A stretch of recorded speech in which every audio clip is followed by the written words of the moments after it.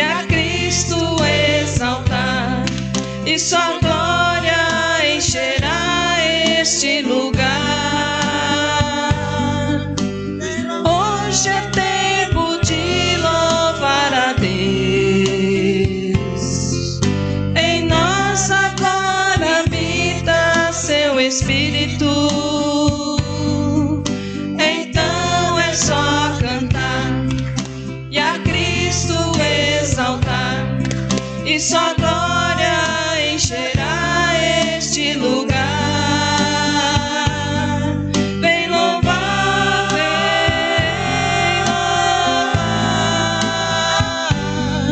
vem louvar, vem louvar, vem louvar,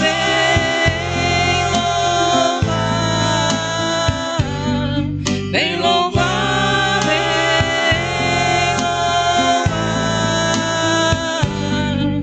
no meio dos louvores Deus habita. É seu prazer cumprir o que nos diz. Então é só cantar e a Cristo exaltar, e sua glória encherá este lugar. Vem louvar,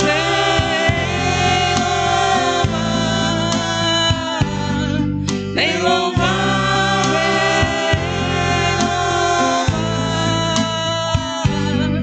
vem louvar,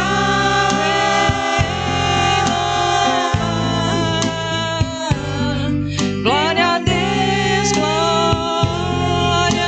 a Deus,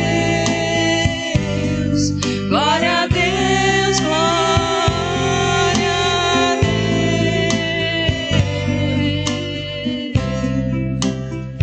Aleluia. Amém, glória a Deus. Bom dia, igreja. Hoje é tempo de louvar a Deus. A nossa saudação é em Romanos 11, do versículo 33 ao versículo 36, que diz assim: ó profundidade da riqueza, tanto da sabedoria como do conhecimento de Deus. Quão insondáveis são os seus juízos e quão inescrutáveis são os seus caminhos. Quem, pois, conheceu a mente do Senhor? Ou quem foi o seu conselheiro? Ou quem primeiro deu a ele para que lhe venha a ser restituído? Porque dele e por meio dele e para ele são todas as coisas. A ele, pois, a glória eternamente. Amém. Amém. Oremos adorando a Deus. Pai, nós te agradecemos, Senhor, por essa manhã de domingo, em que o Senhor pode invadir os nossos corações com a paz que excede todo entendimento e com a glória que já encheu esse lugar, Pai. Nós te agradecemos porque este é um domingo de decisão, de escolhermos o futuro da nação, mas nós sabemos, Pai, que o Senhor é o governante real, o governante eterno, o governante que já está em nossas vidas e em nosso destino. Pedimos, portanto, que o Senhor nos guarde nesse domingo, que o Senhor esteja conosco, nos dando sabedoria, entendimento e principalmente, Pai, te louvando, porque esse é o dia que o Senhor já fez, Pai. Em nome de Jesus que eu te peço e já te agradeço. Amém.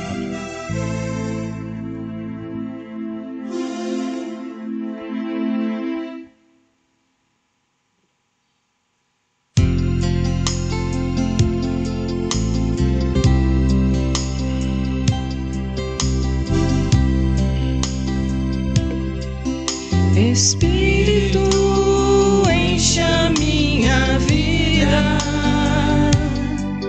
Espírito, enche a minha vida. Enche-me com teu poder, pois em ti eu quero ser. Espírito, enche o meu ser. Espírito, enche a minha vida. Espírito, enche a minha vida.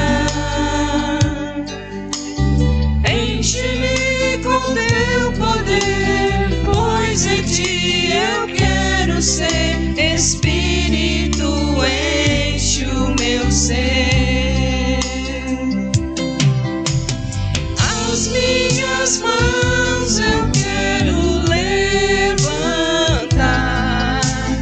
e eu vou te adorar. Meu coração eu quero derramar diante do teu altar. Espírito, enche a minha vida. Espírito, enche a minha vida. Enche-me com teu poder, pois em ti eu quero ser. Espírito, enche o meu ser. As minhas mãos eu quero levantar e eu vou te adorar. Meu coração eu quero derramar diante do teu altar. Diante do teu altar. Diante do teu altar. Amém. Glória a Deus. Amém. Glória a Deus. Convido os irmãos a abrirem suas Bíblias em 1 Coríntios, capítulo 10, versículo 31. 1 Coríntios, capítulo 10, versículo 31. Amanhã, dia 31 de dezembro, as igrejas, algumas evangélicas, né, estarão comemorando 505 anos da Reforma Protestante. Eu digo algumas evangélicas porque muitas igrejas já não vêm do princípio protestante, não vêm mais do princípio reformado. Muita coisa mudou no caminho, as igrejas se diversificaram bastante e só algumas conservaram a mesma ideia do princípio da Reforma Protestante. E a Igreja Presbiteriana Independente é uma dessas igrejas que ainda valoriza muito o que foi feito há 500 anos atrás, a importância daquilo, e tenta ainda conservar muito daquelas conquistas ainda hoje. E é baseado nisso que eu quero conversar com os irmãos nessa manhã sobre espiritualidade reformada. Espiritualidade reformada. Os irmãos, com certeza todos sabem, ontem nós tivemos uma triste notícia, né, do falecimento de uma pessoa querida que já foi dessa igreja, né, chamado por Serginho, né? Alguns estiveram aqui ontem no funeral. Eu fiquei triste por não poder estar aqui, né, junto com vocês, orando com vocês e tendo esse momento de luto, né, mas eu fiquei feliz de a igreja poder ser o espaço onde fez a sua última homenagem a ele, né? Ele que foi tão importante para a vida dessa igreja, e esse templo que nós temos aqui é a idealização dele, né? A construção do templo, a arquitetura do templo foi a idealização dele. Graças a Deus pela vida dele, e por nós fica o consolo da ressurreição. Não o conheci pessoalmente, né, mas vou conhecê-lo face a face naquele dia quando todos formos glorificados e estivermos com o Senhor reinando eternamente. Amém? 1 Coríntios 10, 31 diz o seguinte: portanto, quer comais, quer bebais, ou façais qualquer outra coisa, fazei tudo para a glória de Deus. Quero dar uma ênfase, principalmente essa última parte, diz, fazei tudo para a glória de Deus. Vamos orar mais uma vez? Pai amado e querido, é para a tua glória, para o teu louvor e honra, Senhor, que nós estamos aqui. Como igreja, Senhor, no mundo. Acertadamente, Senhor, aqueles reformadores, os puritanos do século XVII, cunharam a frase de que o fim e o propósito último do homem é glorificar o Senhor eternamente e gozá-lo para sempre. E de fato nós queremos ser a igreja que te glorifica, ó Pai. E que nós permaneçamos fiéis a esse propósito, te glorificando, fazendo toda a tua missão. Tudo que tu pedes da tua igreja, ela faça e faça para a glória do teu nome, não para a glória de homens ou de denominações. Nesse momento, Senhor, nos conduz na compreensão do que é ser uma igreja que te agrada, ó Pai, em nome de Jesus. Amém. Quem teve a oportunidade ontem de assistir o culto feito pela Igreja Nacional, que foi na Catedral, né, deve ter ali tido uma bela mensagem. Eu não consegui assistir porque eu estava viajando ainda, estava no ônibus, mas com certeza o pastor Leontino deve ter feito um excelente sermão. Ele é um homem de muita sabedoria, já foi presidente da igreja, então ele tem muita propriedade para falar sobre teologia reformada, sobre a história da igreja reformada. Mas eu queria explorar a ideia da espiritualidade reformada, a importância da espiritualidade, que é o que a gente ainda pode abraçar hoje em dia. Porque muitas coisas que foi discussões no passado, às vezes não é mais para hoje. Tem certas coisas que a gente engessa, né?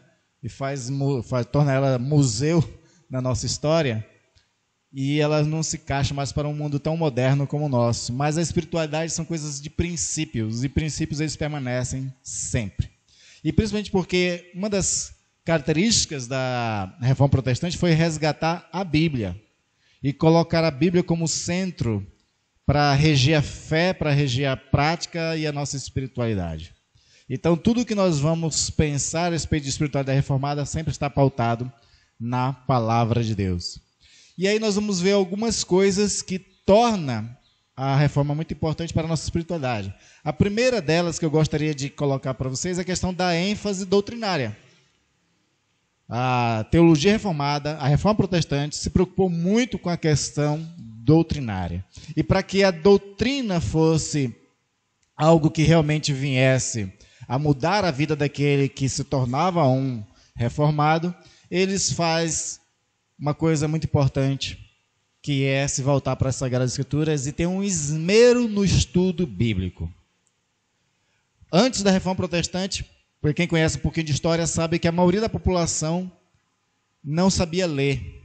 A maioria da população não sabia escrever. Isso era privilégio de algumas pessoas. E a Bíblia Sagrada, principalmente, era privilégio de um grupo menor ainda, que era das pessoas que moravam em mosteiros, de pessoas que se consagravam ao ministério. Eles tinham acesso às Sagradas Escrituras e só eles podiam interpretar as Sagradas Escrituras. E muitos interpretavam do jeito que queriam. Quando veio a Reforma Protestante, o que eles fizeram? Um dos primeiros pontos foi colocar a Bíblia na mão das pessoas. Começaram a traduzir a Bíblia do latim para o vernáculo, ou seja, para a língua de cada lugar. Na Inglaterra, Tyndale, John Wycliffe colocam a Bíblia no inglês. Lutero coloca a Bíblia no alemão.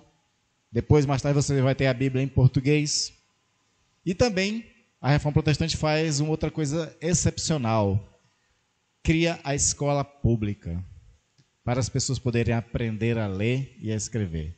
E assim, não só a Bíblia agora está acessa a todo mundo na sua própria língua, mas as pessoas agora podem ler a Bíblia. De forma que agora todos podem ter acesso.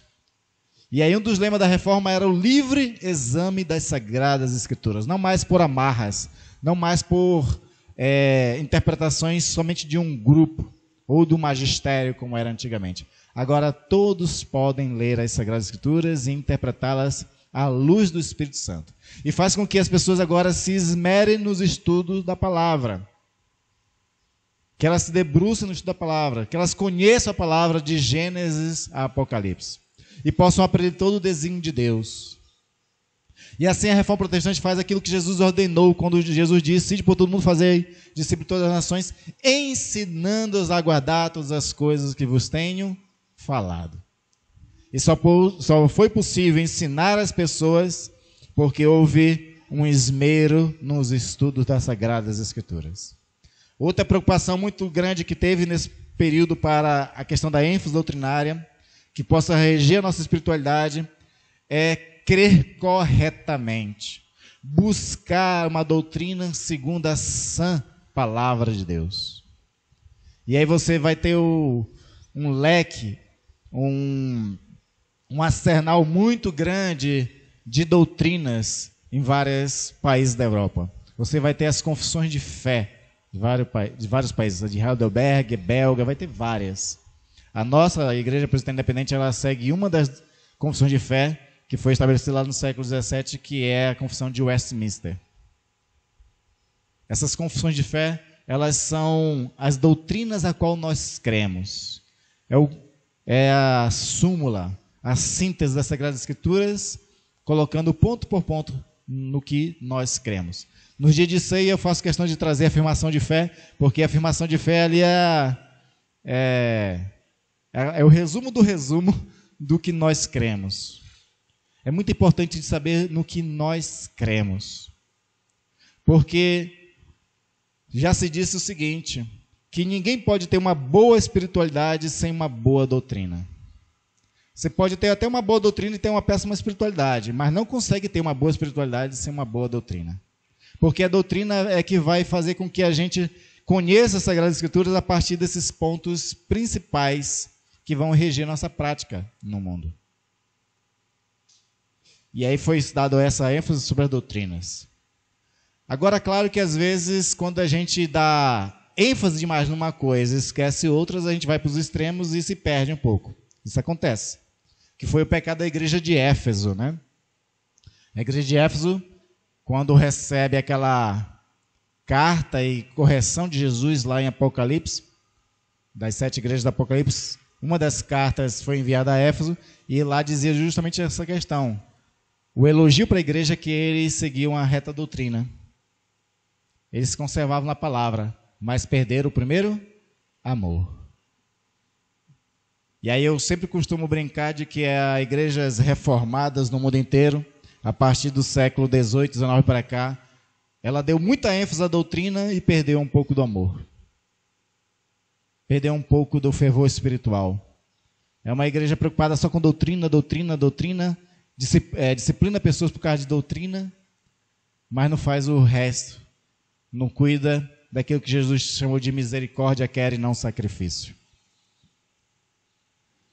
E aí nós temos que estar sempre nos analisando para que a gente não cometa a falha de ir para os extremos da doutrina e perder a mão em outras áreas muito importantes da nossa espiritualidade. E ainda na questão da ênfase doutrinária, outro ponto muito importante que foi dado pelos reformadores era a da proclamação da palavra de Deus. Pregar a palavra de Deus. Fazer conhecido a palavra de Deus. Foi graças às igrejas reformadas do século XV, aliás, 16 e 17, é que as missões começaram a ocorrer no mundo. Pouca gente sabe, mas o evangelho, a partir de uma perspectiva reformada, chegou no Brasil muito cedo, antes mesmo do século XIX, quando chegou o Asbel Simonton. Chegou no século XVI aqui.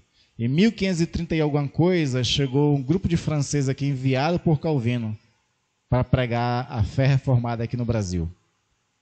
Eles foram para o Rio de Janeiro, pregaram o evangelho lá, mas com a ênfase e a força católica que era muito grande, eles foram presos e foram mortos. Mas antes de morrer, eles escreveram a sua crença, esses franceses reformados. E aí surgiu a primeira confissão de fé brasileira, que é chamada de Confissão de Fé Guanabara. Você acha pela internet. Era aqueles homens antes de morrer dizendo, nós cremos nisso aqui. E aí a igreja que imperava que disse, é por causa disso aí então que você vai morrer, por causa da sua doutrina. Mas foram fiéis. E aí passou-se um grande ato, né, até que houvesse uma liberdade religiosa. Dom Pedro II foi que começou a dar mais liberdade religiosa. Dom Pedro II, inclusive, ele era muito amigo de presbiteriano, vocês sabiam disso?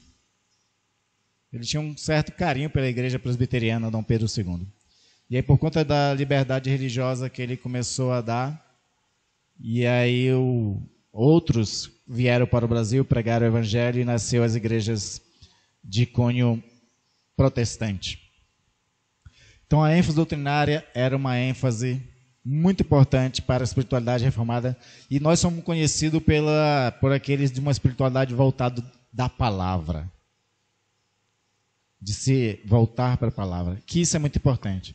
Mas a gente não pode esquecer a segunda ênfase também, que foi dada mais tarde pelos reformadores, que era o da experiência da comunhão com Deus. De ter a experiência de conversão, a experiência de ser amado por Deus, de ser cuidado por Deus, de poder orar e sentir a presença de Deus. Mais recentemente, muitas pessoas, pregadores reformados, criticavam muito o lado emocional de um culto. Era uma crítica às igrejas pentecostais que davam ênfase demais já às emoções e pouco à razão. E às vezes, para combater uma coisa, vai para o extremo, né? Esse é um problema do ser humano. O ser humano, quando ele quer combater uma coisa errada, ele vai para o outro extremo e aí comete outro erro do outro lado também. Mas essa Sagrada Escritura coloca que nós somos seres passionais. Nós somos patos. Nós somos movidos por paixões. Nós temos emoções. E nós podemos amar a Deus de todo o coração, de toda a alma. Então nós podemos adorar a Deus não só com entendimento, como Jesus fala do amor a Deus, mas podemos amar a Deus de coração, com a nossa alma, com nossos sentimentos também. E essa experiência com os pietistas. Os pietistas eram esses que buscavam a experiência espiritual com o Senhor, do êxtase, da alegria, da adoração e na oração. E a oração vai ser um carro-chefe desses homens e mulheres reformados do início da igreja protestante. Calvino chegou a dizer que a oração é o principal exercício da fé mediante a qual recebemos diariamente os benefícios de Deus. É através da oração que a gente se conecta com o Senhor, participa da presença dEle e por Ele é conduzido. É através da oração. Quando a igreja caminha em oração, ela caminha com Deus. E aí por isso ela se torna mais do que vencedora. Por isso que os recursos aparecem, por isso que ela cresce. Deus abençoa cada dia a igreja que ora ao Senhor, como diz Calvino. E uma vez que a igreja se volta para a oração, como aqueles primeiros se voltaram, eles passam a ter a experiência do Espírito Santo nas suas vidas, do mover do Espírito Santo nas suas vidas. Calvino ele é considerado o teólogo não reformado. A gente que dá esse título para ele de calvinista, de teólogo reformado, mas Calvino ele queria ser conhecido como teólogo do Espírito Santo. Os mais de 80 livros que João Calvino escreveu, a maioria dava ênfase ao Espírito Santo. Porque é o Espírito Santo, é a presença de Deus no mundo. É com o Espírito Santo que a gente faz a obra acontecer. É o Espírito Santo que capacita a igreja, que dá força à igreja, que reaviva a igreja, que anima ela. Então ele queria que a igreja tivesse essa experiência transformadora do Espírito Santo. O Espírito Santo ele está presente em tudo na salvação, do começo ao fim da história do homem, o Espírito Santo está presente. Porque, como o Paulo diz, ele é o selo que nos marca.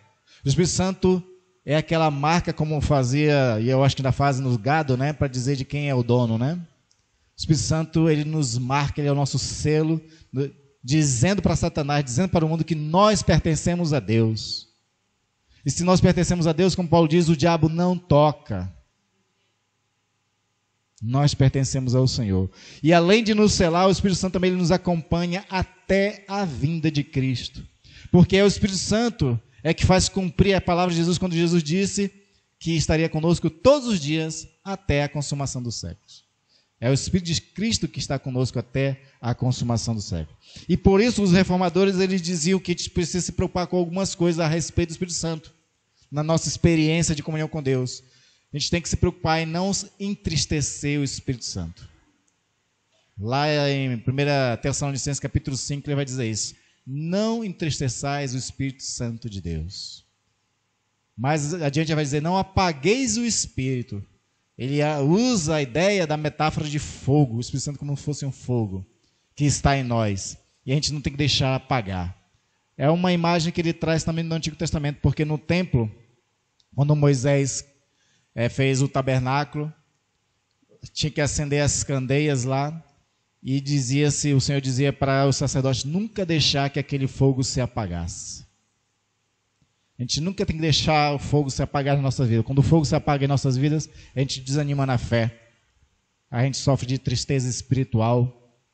A gente fica ansioso, perde a paz, perde a força, se desvia da fé, se desespera em meio às adversidades da vida. É o Espírito Santo que nos ajuda com o fogo aceso a manter viva a nossa chama, de tal forma que a gente, no meio das dificuldades, a gente encontra força, consolo, a gente encontra graça para a caminhada neste mundo. E é o Espírito Santo que é importante para a vida da igreja, porque sem o Espírito Santo não existe não é eficaz a missão. O Espírito Santo torna eficaz a nossa evangelização. É Ele quem faz com que as pessoas se convertam. É Ele que toca no coração das vidas para que elas creiam em Jesus Cristo como Senhor e como Salvador. E uma vez que a gente sabe que é o Espírito Santo que faz tudo e não nós, aí nós somos chamados nessa experiência de comunhão com Deus a ser humildes, entendendo que não é nós que fazemos as coisas e nem nós que temos o poder. A humildade é uma característica daqueles que entendem que tudo que ela faz é por força e obra do Espírito Santo. Como Paulo diz aos Efésios, é pelo poder de Deus que opera em mim e através de mim. Ele dizia que não era ele que fazia nada. A gente elogia muito Paulo, né? Existe os paulinos, as pessoas que dão muita ênfase às cartas de Paulo, gostam bastante de Paulo. Mas Paulo mesmo reconhece, não é eu que faço nada. Agostinho, ele gostava de sempre citar uma frase de Paulo, como Paulo dizia o seguinte: o que nós temos que não nos foi dado? Agostinho sempre usou essa fala de Paulo. O que é que nós temos que antes não nos tenha sido dado? Tudo que nós temos é porque antes foi nos dado pelo Senhor. Não foi nós mesmos que conseguimos isso. E aí nessa experiência de comunhão, onde começa na oração, experimenta o fogo do Espírito Santo, nós somos conduzidos também à santidade. Não há comunhão com Deus sem santidade. E aí você vai ter uma gama de textos de vários teólogos reformados falando sobre a importância da santidade.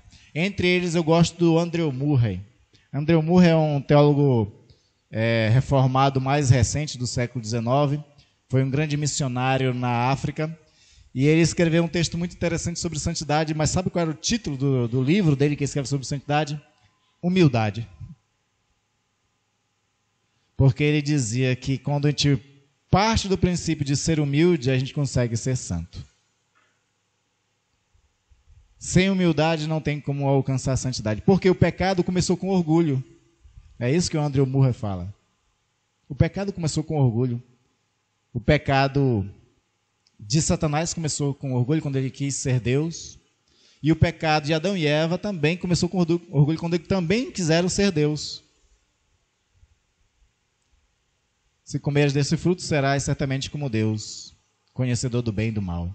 E eles, querendo ser como Deus, comeram. Então, o pecado é fruto do orgulho. Logo, a santidade será fruto da humildade. E nós temos que viver essa vida de santidade. E a santificação passa a ser uma evidência que a salvação se iniciou na vida do crente. De que o convertido agora, ele vive uma vida condigna do chamado e do caráter de Deus. Porque santidade é isso. É viver segundo a imagem de Deus, segundo o caráter de Deus. Não ser Deus, mas ser conforme a própria santidade de Deus. O que nós temos que imitar não é Deus, o que nós temos que imitar é a santidade de Deus, porque a gente nunca vai conseguir ser Deus. Nós somos seres finitos. A gente não consegue colocar limite nem na nossa própria vida. Eu só posso ser eterno se Deus me fizer eterno. Eu não tenho como por mim mesmo me tornar eterno, mas Deus, Ele pode, por Ele mesmo, ser eterno. Inclusive, esse Deus, ele morreu na cruz do Calvário e Ele mesmo se ressuscitou para viver eternamente. Não é?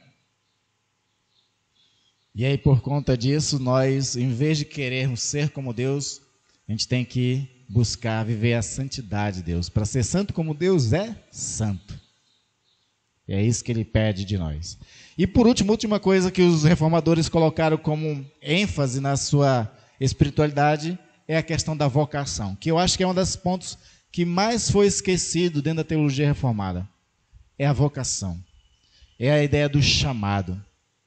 Os teólogos reformados, desde Calvino em diante, sempre deram ênfase na questão do mandato cultural, ou seja, que todos nós fomos por Deus capacitados, vocacionados para cumprir uma missão no mundo.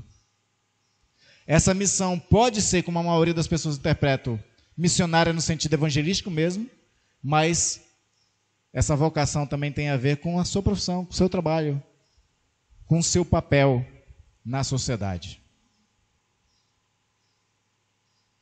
Pais e mães foram vocacionados para refletir o caráter de Deus em casa. Tanto que nós consideramos que os pais, eles são os sacerdotes da primeira igreja, que é a nossa família. Porque antes de nós termos essa igreja aqui que se reúne, todos nós temos uma nossa igreja no nosso lar. E os pais são os sacerdotes nesse lar, onde eles têm que intermediar a relação da família com Deus. Por isso que Paulo vai dizer, né, que se uma mãe é crente e o pai não, né, ela vai ser a sacerdotisa do lar. Para quê? Para que os filhos sejam santos. E o marido é santificado na fé da mulher. É isso que Paulo diz aos Tessalonicenses, aos Coríntios. E a mesma coisa relacionada ao homem, que é crente e a mulher não.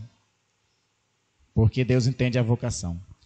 E aí os reformadores vão trabalhar essa ideia da vocação para distinguir da questão dos católicos. E aí os reformadores vão dizer o seguinte: todos os cristãos pertencem ao sacerdócio e não há entre eles diferenças nenhuma, além de funcional. É interessante porque Lutero ele coloca a ideia do seguinte: ele vai dizer que quem emerge do batismo é consagrado a servir a Deus, assim como um padre, como um bispo ou como um papa. Ele, a partir de Lutero, que ele vai colocar o sacerdócio universal de todos os crentes, ele vai considerar que todo crente em Cristo Jesus que emerge do batismo, todos eles são padres, madres, bispo, bispas, papas. Todos são. Pois todos agora têm livre acesso a Deus e todos são são aqueles que têm o papel de conciliadores e reconciliadores no mundo. Todos. Então a missão não é só do pastor, não é só daquele que é sacerdote por título. A missão é de todos os sacerdotes. Todos somos sacerdotes com Deus. Todos podemos chegar a Deus e todos podemos representar Deus no mundo e abençoar vidas por isso.